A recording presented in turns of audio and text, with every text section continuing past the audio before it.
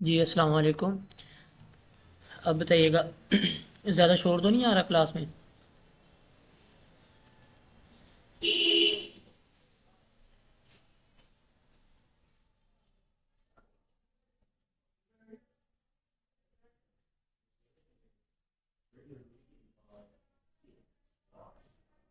चलें, मैं आप लोगों के साथ स्क्रीन शेयर कर रहा हूँ ताकि आपको थोड़ा बहुत आइडिया होता रहे कि हम कहाँ से क्या चीज़ पढ़ रहे हैं।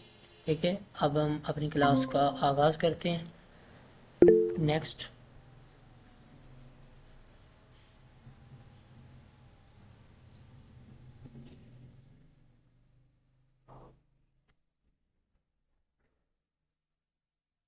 तो ये आप लोगों को स्क्रीन शेयर हो रही होगी। तो इसमें आज हमने जो पढ़ना है, मोस्ट इम्पोर्टेंट थिंग जो है वो है सिंपल ऑर्गेनोपैथी। ये जो सिंपल ऑर्गेनोपैथी है, ये प्रपोज की थी हमारे जो हकीम थे साबिर मुल्तानी साहब।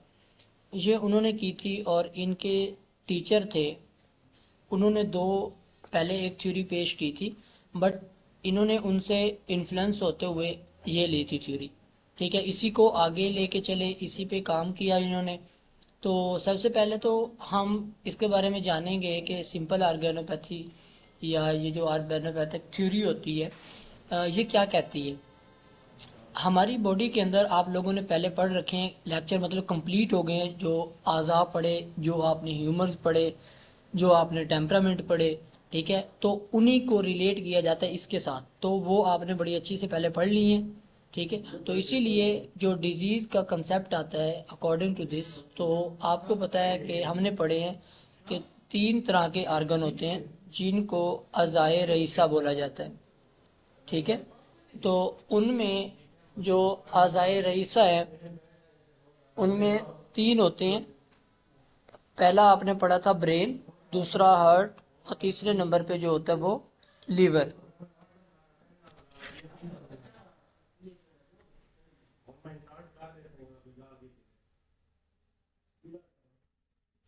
तो ये तीन किस्म के जो आर्गन है हमारे पास या आज़ा हैं, तो इसके अकॉर्डिंग जब भी कोई डिजीज़ स्टार्ट होगी बॉडी के अंदर, तो सबसे पहले वो इन तीनों में से एक के अगर फंक्शन में कोई एबनॉर्मेलिटी आई, ठीक है, अगर इनमें से एक भी फंक्शन ने अपना जो ऑर्गन ने सॉरी फंक्शन सही तरीके से परफॉर्म ना किया, तो डिजीज बॉडी के अंदर हो जाएगी।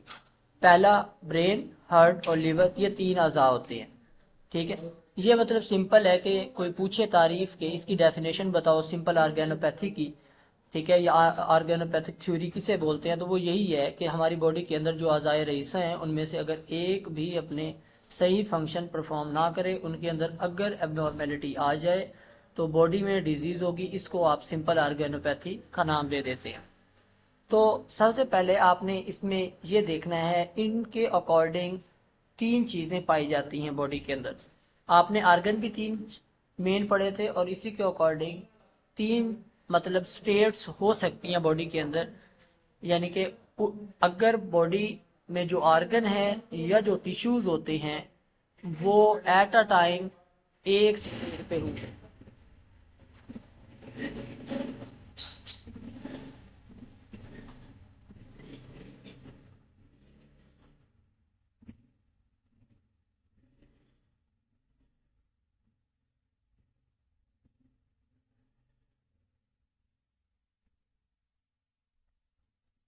तो एक स्टेट पे होंगे वो, या तो वो तहरीक में होंगे, या तो वो तस्कीन में होंगे, या तो वो तहलील में होंगे।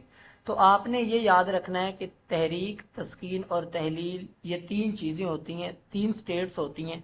तहरीक का मतलब होता है किसी भी आर्गन या टिश्यू की तरफ जब बॉडी में ब्लड फ्लो इंक्रीज हो जाए, किसी भी टिश्यू की तरफ हो जाए या आर्गन की तरफ, वो तहरीक में होता है। अगर उसकी तरफ ब्लड फ्लो कम हो जाए तो वो कहलाती है आपकी तस्कीन।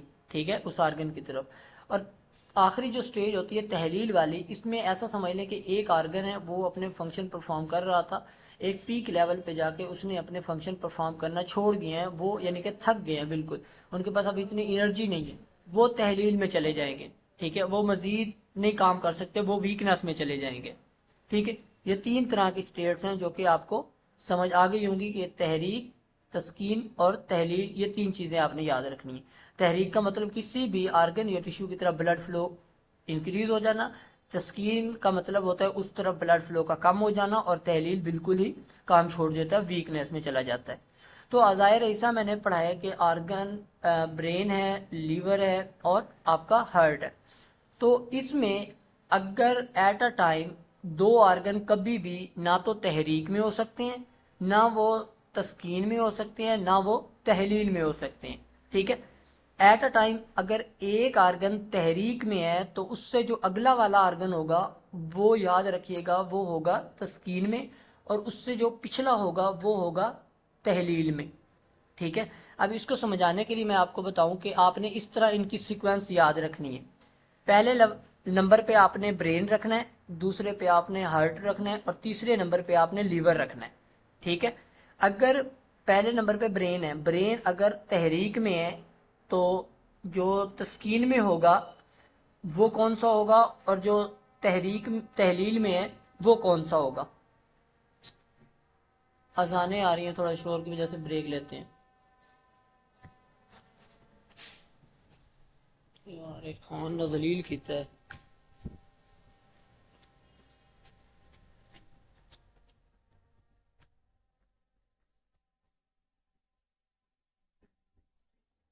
हाँ बच्चे, ਇੱਥੇ ਲੈਣੀ ਪੈਣੀ ਹੈ क्लास। ਉਹ ਆਂਦੇ ਤੇ ਦੀ ਮੈਂ ਖਾਨ ਦੀ ਪੈਣ ਲਾਉਂਦੇ ਨਾ।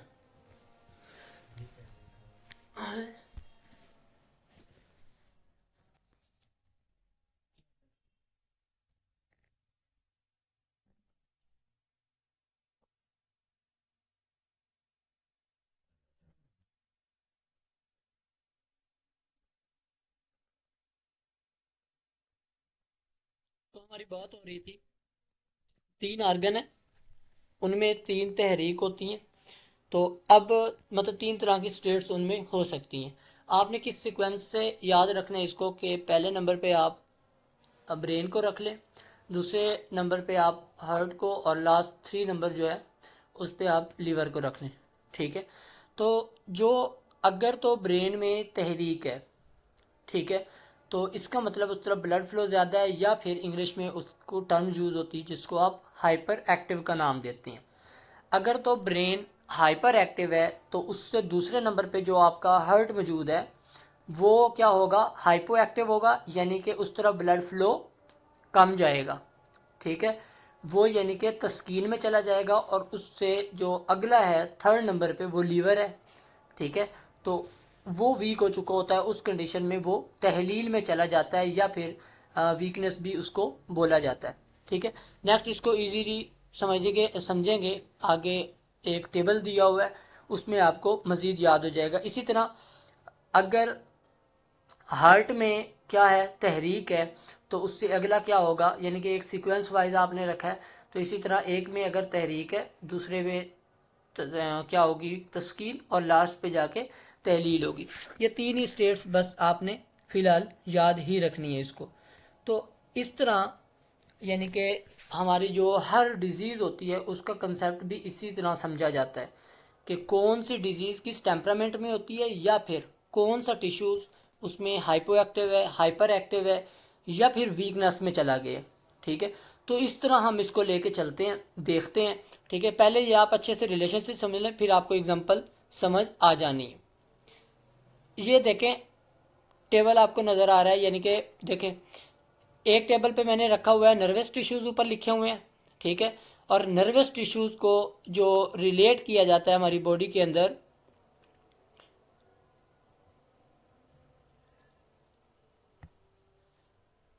जो नर्वस टिश्यूज़ होते हैं, या जो ब्रेन है आपका मेन आर्गन, ब्रेन, हार्ट और लीवर।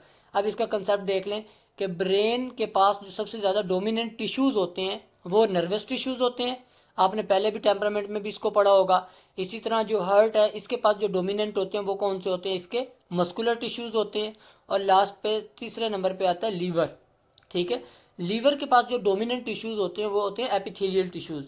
ठीक है, एक तो ये कंसेप्ट याद हो गया कि कौन कौन से आर्गन के पास सबसे डोमिनेंट कौन सा टिश्यूज़ है। उसके अलावा इसको तिब में बोला जाता है ब्रेन को आसाब। इसी तरह जो इनके मतलब आपने पढ़े होंगे आर्गन में कि किस तरह वो जो अज़ाए रईसा हैं उनके खादिम होते हैं, तो उनकी मज़ीद मतलब इकसाम जो आपने पढ़ी हैं उन्हीं में से होते हैं कि इसी तरह हार्ट को आप उज़लात और जो लीवर होता है आपका उसको आप गुदत से रिलेट करते हैं। तो ये तो मतलब एक कंसेप्ट है कि आर्गन के साथ, हर एक आर्गन के साथ कौन सा टिश्यू रिलेट करता है उसे बोला किया जाता है। और इसी तरह इसी के साथ टेम्परामेंट भी रिलेट करता है कि जो आपका ब्रेन है इसके साथ जो टेम्परामेंट रिलेट करता है वो होता है फ्लैगम।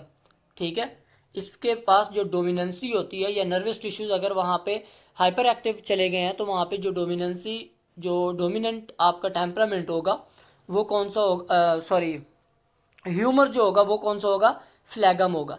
इसी तरह हार्ट है उसके पास मस्कुलर टिश्यूज हैं और यहाँ पे जो डोमिनेंट आपका ह्यूमर्स होता है वो ब्लैक बाइल होता है। और लास्ट पे आता है तीसरे नंबर पे लीवर। तो लीवर को क्या किया जाता है, रिलेट किया जाता है एपिथेलियल टिश्यूज के साथ। और इसमें जो डोमिनेंट होता है वो कौन सा होता है, येलो बाइल। ठीक है, ये मैं रिवाइज करने के लिए, क्योंकि ये आपने पहले कंसेप्ट इसको बड़ी डिटेल के साथ पढ़ा है, एक एक करके सेपरेट सेपरेट। यहाँ पे सिर्फ लिंक दिया गया है कि कौन से आर्गन के साथ टिश्यू कौन सा मैच करता है। ठीक है, और उसके साथ ह्यूमर कौन सा होता है। इसी तरह फिर इनके साथ एलिमेंट्स कौन से होते हैं। ब्रेन के साथ जो एलिमेंट होता है वो वाटर, हार्ट के साथ जो होता है वो मट्टी। इसी तरह लीवर जो है उसको फायर से रिलेट किया जाता है। तो इसी तरह लास्ट पे इनका जो टेम्परामेंटल अगर हिसाब देखा जाए तो फ्लैगमेटिक का या वाटर का, फ्लैगम का अगर टेम्परामेंट देखो तो वो कोल्ड एंड वेट होता है। इसी तरह हार्ट का देखो तो वो कोल्ड एंड ड्राई होता है। इसी तरह लीवर जो आता है तीसरे नंबर पे उसको होता है हॉट एंड ड्राई। तो ये आपको कंसेप्ट मतलब अच्छे से आना चाहिए, ये जो अभी मैंने बताया कि इन तीनों आर्गन के साथ कौन सा टिश्यूज है और कौन सा उसमें ह्यूमर क्या करता है, डोमिनेंसी रखता है या डोमिनेंट होता है। इसी तरह उनके टेम्परामेंट क्या है और उनके उनके साथ जो एलिमेंट को रिलेट किया जाता है वो कौन कौन से हैं। अब हमने अभी तीन टर्म्स पढ़ी थी, स्टेट पढ़ी थी कि तहरीक, तिब में जिसे तीन टर्म बोले जाते हैं, तहरीक, तस्कीन और तहलील। तो इंग्लिश में तहरीक को बोला जाता है हाइपर एक्टिव, तस्कीन को बोला जाता है हाइपो एक्टिव और तहलील को बोला जाता है वीकनेस। ठीक है, तो ये मैंने उसी हिसाब से रखा है कि नर्वस टिश्यूज यानी कि या जिसको ब्रेन के साथ रिलेट किया गया, इसी तरह मस्कुलर टिश्यूज हार्ट के पास होते हैं, एपिथेलियल टिश्यूज ज़्यादातर लीवर में। तो इसी तरह मैंने तीन टेबल बनाया आपके सामने। पहला nervous tissues, muscular tissues, epithelial tissues, mean brain, heart और लीवर। तो इसमें देखें, अगर पहला मैंने कहा था कि नर्वस टिश्यूज अगर हाइपर एक्टिव हूं तो उससे अगला जो मस्कुलर टिश्यूज आते हैं या जो हार्ट है तो वो किस में चले जाएंगे, हाइपो एक्टिव में। और जो तीसरे नंबर पे आता है एपिथेलियल टिश्यूज या लीवर के पास जो होते हैं वो किस में चले जाते हैं, वीकनेस में। ठीक है, यानी कि पहला तहरीक में, दूसरा तस्कीन में और लास्ट पे तहलील में। तो यही रद्द अमल होता है, इसी तरह आपने देखना है। अब दूसरे नंबर पे आता है मस्कुलर टिश्यूज। अगर मस्कुलर टिश्यूज में हाइपर एक्टिव हो तो इससे अगले वाला किस में जाएगा, हाइपो एक्टिव में जाएगा। ठीक है, तरतीब वही रखनी है कि पहले में तहरीक, दूसरे में तस्कीन और तीसरे में तहलील। तो इसी सीक्वेंस के साथ ये लिखे हुए हैं। अगर मस्कुलर टिश्यूज में हाइपर एक्टिव हो जाएं वो, या वो तहरीक में चले जाएं तो उससे अगला एपिथेलियल टिश्यूज आते हैं, वो तस्कीन में चले जाएंगे या फिर उनमें हाइपो एक्टिविटी होती है। इसी तरह उससे थर्ड नंबर पे आता है आपके पास नर्वस टिश्यूज, तो वो वीकनेस में चले जाएंगे। ठीक है, तो या उनमें तहलील हो जाएगी। इसी तरह लास्ट पे एक कंसेप्ट यानी कि उससे अगले वाला कौन सा आता है, एपिथेलियल टिश्यूज। तो अगर एपिथेलियल टिश्यूज में हाइपर एक्टिव है वो यानी कि तहरीक में है तो उससे अगला कौन सा है, नर्वस टिश्यूज आ गए अब। ठीक है, तो वो किस में होंगे, वो हाइपो एक्टिव यानी कि तस्कीन में चले जाएंगे। और उससे अगले जो होंगे थर्ड नंबर पे वो मस्कुलर टिश्यूज हैं, वो वीक हो जाएंगे, वीकनेस में चले जाएंगे। ये मतलब इसका कोर कंसेप्ट आता है आपके पास सिंपल ऑर्गेनोपैथी में कि यही तीन स्टेट्स होती हैं बॉडी की। यानी कि अब देखें, एट अ टाइम तीनों हाइपर एक्टिव भी नहीं है, एट अ टाइम तीनों हाइपो एक्टिव भी नहीं है, एट अ टाइम तीनों वीकनेस में भी नहीं है। ठीक है, इसी तरह at a time her tissue एक स्टेट में होगा, या तो वो तहरीक में होगा या वो तस्कीन में होगा या फिर वो तहलील में होगा। डिजीज में वाइज भी हम इसी कंसेप्ट को लेके चलते हैं कि कौन सा टिश्यू हाइपर एक्टिव है, कौन सा टिश्यू हाइपो एक्टिव है, कौन सा टिश्यू वीकनेस में चला गया, और उसी के अकॉर्डिंग उसी को देखते हुए हम क्या करते हैं, उसका ट्रीटमेंट करते हैं। तो ये मतलब रिलेशनशिप या ये इसके अबाउट था। अब हम इसको इस कंसेप्ट को कि किस तरह वो तहरीक तस्कीन तहलील में जाते हैं, ठीक है, उस आर्गन के साथ क्या क्या लिंक करते हैं, अब हम इसको समझते हैं एक एग्जाम्पल के थ्रू। ठीक है, कि हर ये आपने पहले क्योंकि बड़ी डिटेल के साथ पढ़ रखा है कि एक आर्गन के पास सिर्फ एक टिश्यू नहीं होता, उसके पास 4 इकसाम के टिश्यूज होते हैं और उनमें एक डोमिनेंट होता है। ठीक है, इसी तरह ब्रेन के पास चारों किस्म के टिश्यूज हैं, नर्वस मस्कुलर, लेकिन उसमें जो प्रोमिनेंट है वो या डोमिनेंट जो है वो नर्वस टिश्यूज है। इसी तरह हार्ट में बाकी भी टिश्यूज हैं लेकिन डोमिनेंट कौन सा, वो मस्कुलर टिश्यू पाया जाता है क्योंकि वो पंपिंग का काम करता है। इसी तरह जो लीवर है इसके पास बाकी भी टिश्यू है लेकिन सबसे ज्यादा डोमिनेंट जो है वो एपिथेलियल टिश्यू पाया जाता है। तो इसी तरह हर आर्गन बॉडी हमारी बनी ही 4 टिश्यूज से है, nervous tissues, muscular tissues, epithelial tissues और कनेक्टिव टिश्यूज। ठीक है, तो इन्हीं की स्टेट्स को ही हम देखते हैं कि वो किस स्टेट में है और हमने इलाज किसका करना होता है। अब फॉर एग्जांपल कोई पेशेंट आया है तो आपने जब उसको डायग्नोज कर लिया, फॉर एग्जांपल अगर उनमें नर्वस टिश्यूज हाइपर एक्टिव है, ठीक है, ये डिजीज वाला आ गया, तो मस्कुलर टिश्यूज उसमें क्या होंगे, हाइपर एक्टिव होंगे, और एपिथेलियल टिश्यूज क्या होंगे, वीकनेस में होंगे। तो आपने जो उसका ट्रीटमेंट करना होता है, उसको लेके चलना होता है, वो क्या होता है कि जो हाइपो एक्टिव होते हैं या जो तस्कीन में होते हैं ना, उनको थोड़ी स्ट्रेंथ देते हैं। ठीक है, ऐसी मेडिसिन देते हैं जिससे उसको थोड़ी स्ट्रेंथ मिले, उस तरह ब्लड फ्लो इंक्रीज हो जाए थोड़ा। तो इस तरह हम इसको लेके चलते हैं। तो इसी चीज को हम टिश्यू के कंसेप्ट को डिजीज वाइज समझते हैं 2 एग्जाम्पल के साथ। मतलब इसी कंसेप्ट को तो आपको समझ आ जाएगी कि पहला है नज़ला ज़ुकाम। ठीक है, तो अब नज़ला ज़ुकाम में आप एक जैसी मेडिसिन नहीं देते। ठीक है, उसकी 3 स्टेट्स ही होती हैं। पहली स्टेट होती है नज़ला, ऐसा होता है कि रनी नोज, जिसमें आपकी आंखों से पानी आ रहा हो, वाटरी आइज हूँ। ठीक है, तो इस कंडीशन में हमेशा आपकी बॉडी के अंदर जो नर्वस टिश्यूज है ना वो हाइपर एक्टिव होंगे, यानी कि वो तहरीक में जाएंगे। तो इसका मतलब क्या हुआ, हाइपर एक्टिव है कौन सा, नर्वस टिश्यूज, यानी कि जो आपका ब्रेन है। इसी तरह जो अगला हार्ट है वो किस में चला जाएगा, तस्कीन में चला जाएगा, हाइपर एक्टिव में। और जो लीवर है या जो एपिथेलियल टिश्यूज हैं वो किस में चले जाएंगे, तहलील में। ठीक है, तो जो रनी नोज की कंडीशन होती है या वाटरी आइज की होती है उसमें नर्वस टिश्यूज हाइपर एक्टिव होते हैं। दूसरी बात, हाइपर एक्टिव को या नर्वस टिश्यूज या ब्रेन के साथ हमने ह्यूमर रिलेट किया था, फ्लैगम। तो इस केस में हमेशा फ्लैगम बढ़ता है। ठीक है, फ्लैगम के बढ़ने की वजह से क्या होता है कि रनी नोज और ये कंडीशन होती है। फिर इससे अगली एक स्टेज आती है जिसमें इसका कलर जो होता है वो येलो हो जाता है फ्लू का, फिर उसको एक्सक्रीट भी थोड़ी फोर्सफुली करना पड़ता है पहले की निस्बत। तो इस केस में हमेशा एपिथेलियल टिश्यूज जो होते हैं ना वो हाइपर एक्टिव हो चुके होते हैं।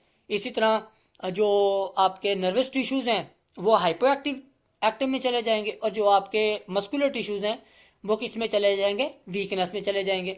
तो इस केस में अभी हमने पढ़ा है कि जो लीवर होता है उसको किसके साथ रिलेट किया जाता है, एपिथेलियल टिश्यूज के साथ, और उनके साथ जो ह्यूमर होता है वो होता है येलो बाइल। तो इस केस में हमेशा येलो बाइल इंक्रीज हो जाता है। ठीक है, और लास्ट पे उसकी स्टेज आती है बहुत ज्यादा थिक हो जाता है, गाढ़ा, और बहुत ज्यादा स्वेयर कंडीशन हो जाती है नजर जुकाम की।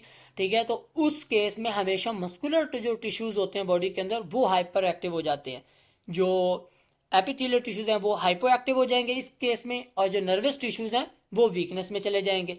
लेकिन इसके साथ जो हमने ह्यूमर को रिलेट किया वो ब्लैक बाइल है। ठीक है, तो वो इंक्रीज हो जाता है। मेन के नज़ला जुकाम 3 स्टेट्स में है, तीनों ह्यूमर्स ही बढ़ रहे हैं लेकिन उनकी स्टेजेस मुख्तलिफ है। पहली स्टेज अगर है तो उसमें मतलब फ्लैगम इंक्रीज हुआ है।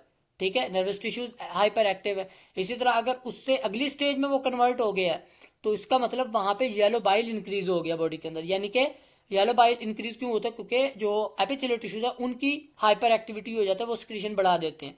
इसी तरह उससे भी ज़्यादा ये स्वेयर कंडीशन में चला जाए तो उसमें क्या होता है कि मस्कुलर जो टिश्यूज होते हैं वो हाइपर एक्टिव होने की वजह से ब्लैक बाइल ज़्यादा हो जाता, बढ़ जाता है। तो इसी तरह आपने टिश्यूज वाइज देखना है कि कौन सा हाइपर एक्टिव है, यानी कि कौन सा तहरीक में है, तस्कीन में है या तहलील में है।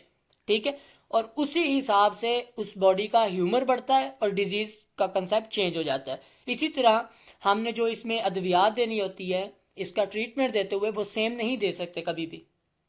ठीक है, हर एक में सेपरेट सेपरेट ही देते हैं। इसी तरह एक और एग्जांपल से हम इसको समझते हैं, मेंस्ट्रुअल साइकिल। ठीक है। तो इसमें भी यही होता है कि जो जहाँ पे बिल्कुल ही ब्लीडिंग नहीं आ रही, ब्लीडिंग स्टॉप हो गई है, ठीक है, तो वो केस होता है जब बॉडी के अंदर फ्लैगम इंक्रीज हो जाए।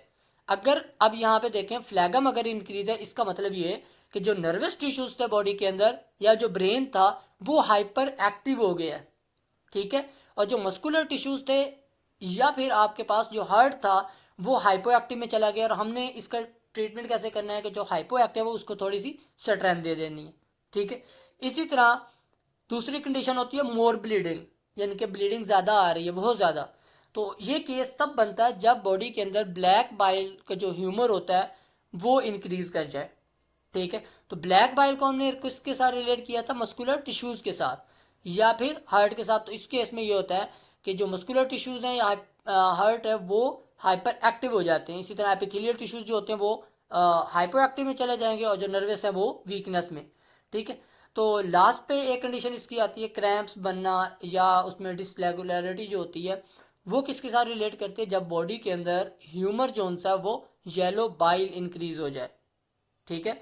तो येलो बाइल अगर इंक्रीज हो गया तो इसका मतलब उसको हमने रिलेट किया था किसके साथ? एपिथेलियल टिश्यूज के साथ या लीवर के साथ। तो एपिथेलियल टिश्यूज की हाइपर एक्टिविटी हो जाएगी, उसकी वजह से क्या होता है? येलो बाइल बॉडी के अंदर इंक्रीज हो जाता है।